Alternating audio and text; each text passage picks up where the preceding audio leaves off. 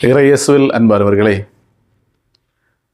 தவக்காலம் 3வது ஞாயிற்றுக்கிழமை ஆகிய இன்று ஆண்டவர் இயேசு தனது சாவை 3வது முறை அறிவிப்பதை நாம் வாசிக்க கேட்கின்றோம்.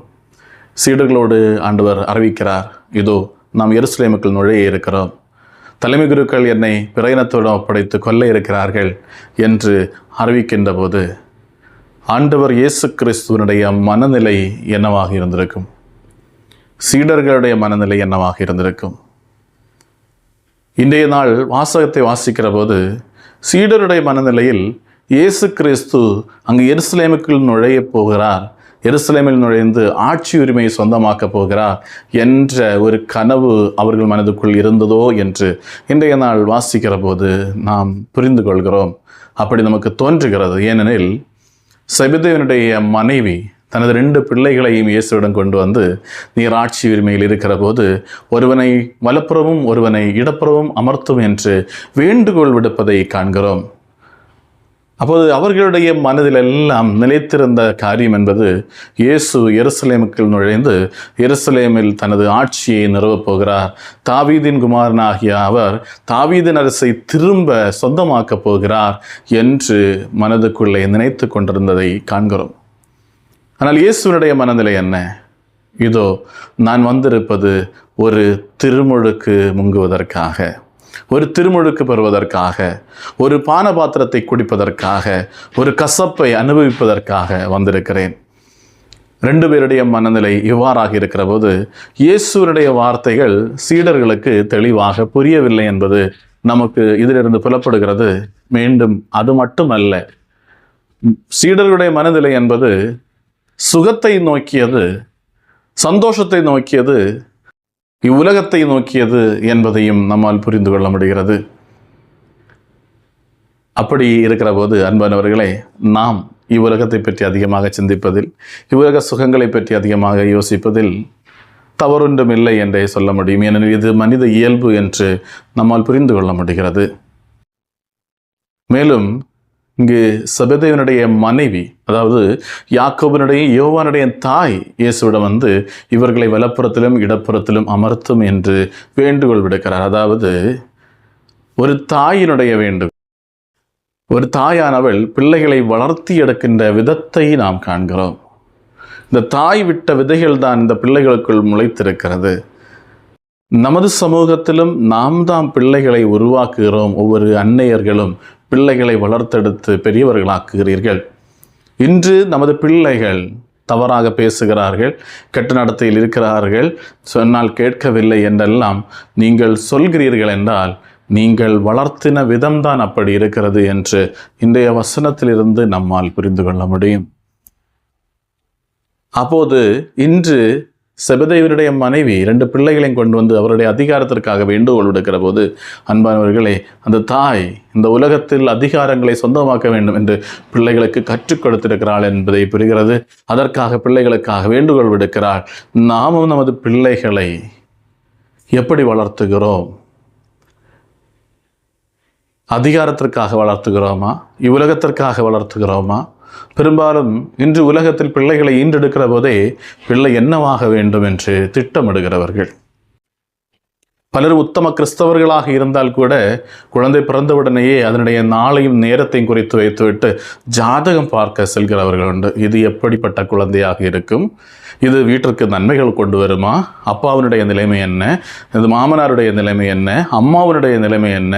தாத்தா பாட்டியினுடைய நிலை என்னவாக இருக்கும் என்றெல்லாம் மூடத்தனங்கள் கொண்டு நிறைந்திருக்கிற ஒரு சமூகமாக பல வேளைகளில் நாம் வாழ்ந்து கொண்டிருக்கிற போது அன்பானவர்களே, நாம் விதைக்கின்ற விதை என்பது உண்மையான விசுவாசம் அதுவாக இருக்க வேண்டும்.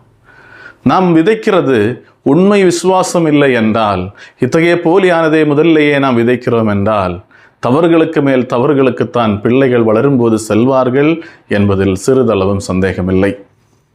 ஏனெனில் தாயின் சொற்படிதான் பிள்ளைகள் வளருவார்கள். குழந்தையாக இருக்கிற போதே தாய் கொடுக்கிற மாதிரிகைகள் தான் பிள்ளைகளை வளர்த்தெடுக்கும்.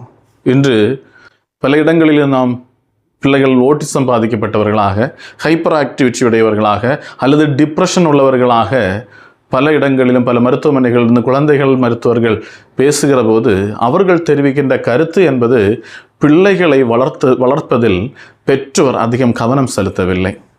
அவர்களுடைய வேலைகள், அவருடைய கடமை, எனக்கு அது செய்ய வேண்டியிருக்கிறது, இது செய்ய வேண்டியிருக்கிறது என்று ஓடிக்கொண்டிருந்து பிள்ளைகளுக்கு ஒரு மொபைல் ஃபோனையோ லேப்டாப்பையோ அல்லது டேப்லெட்டையோ கொடுத்துவிட்டு மற்ற பல காரியங்கள் சொல்கிறது. பிள்ளைகள் இந்த ஸ்க்ரீனுக்குள்ளாலேயே முடங்கி கிடந்து அவர்கள் ஹைப்பராகவும் ஓட்டிசம் பாதித்தவர்களாகவும் மாறிக்கொண்டிருக்கிறார்கள்.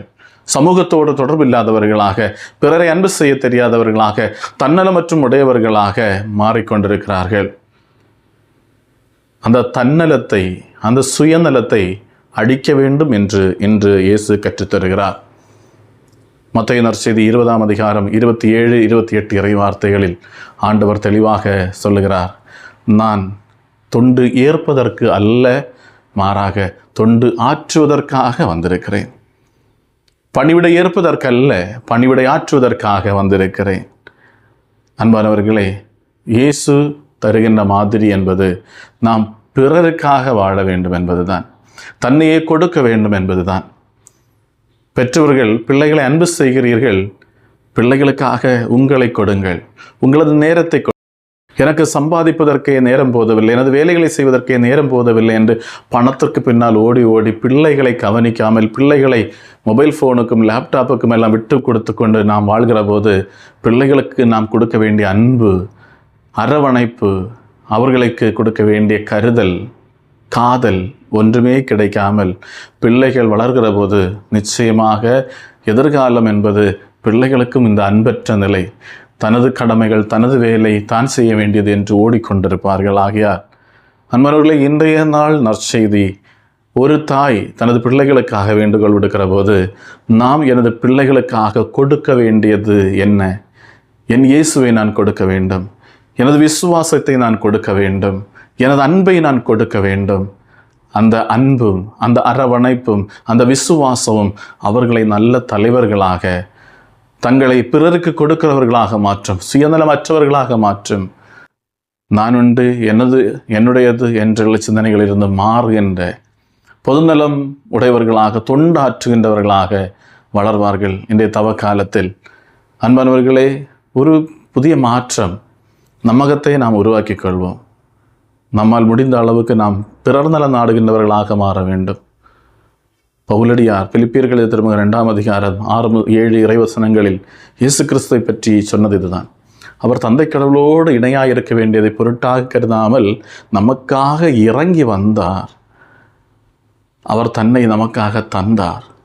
அந்த இயேசுவை பின்பற்றுகின்ற நாம் நம்மை பிறருக்கு கொடுக்கிறவர்களாக, பிறருக்கு என்று சொல்கிற போது முதலிலேயே குடும்பத்தை எடுத்துக்கொண்டு நமது பிள்ளைகளுக்கு கொடுக்கிறவர்களாக, அவர்களுக்காக நமது வேலைகளை, அவர்களுக்காக நமது கடமைகளை சிறிதளவு மாற்றி வைத்து கொண்டு நமது பிள்ளைகளுக்காக நேரம் செலவிடுகிறவர்களாக, அப்படி அவர்களோடு இணைந்திருந்து அவர்களை வளர்த்தெடுப்பவர்களாக, இயேசு கிறிஸ்து எப்படி பூமிக்கு வந்து 3 ஆண்டுகள் தனது சீடர்களோடு நடந்து அவர்களை வளர்த்தெடுத்தாரோ அதுபோல நமது குடும்பத்தை கட்டி எழுப்புகின்றவர்களாக மாறுவோம்.